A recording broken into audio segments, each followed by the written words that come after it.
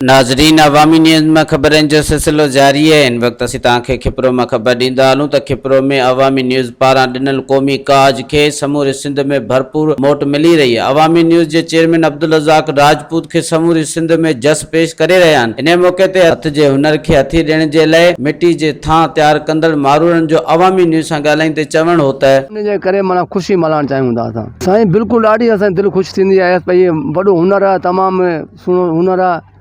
उन हिसाब सां जेको आहे माना तमामु असांखे ख़ुशी आहे इन जी जेको अॻिते माना तव्हांजे हुनर जी क़दर कई वेंदी आहे, तव्हांखे ओतिरो उजरो मिलंदो आहे। साईं बिल्कुलु असांखे उजरो मिलणु खपे, कोन थो मिले कोन थो असांखे उजरो जेको असांजे आहे हुनर जो जेको नथो मिली सघे असांखे। सिंधी सखावत असांजी मिड़ई धंधो आहे राति ॾींहुं न साईं तस्लीम पूरो हक़ मिले ई कोन थो किथां तस्लीम थिए। छो छाजे करे नथो मिले, चवंदा बसि मिटी आहे मामूली ॻाल्हि आहे, कजू कोन भेण ताईं डबल आहे, मज़ूरी कोन थी मिले हिनखे पूरी। छा अपील कयूं, असांखे केरु मञे ई केरु कोन थो। हा इहो हक़ न असांखे ॾिना वञनि, असांजे हथी न मिली वञे।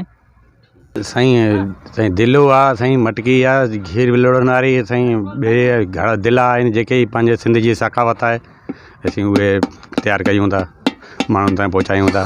मज़ीद खबरों और तफसीलात के लिए विजिट करें हमारी वेबसाइट www.awamiNewsHD.com।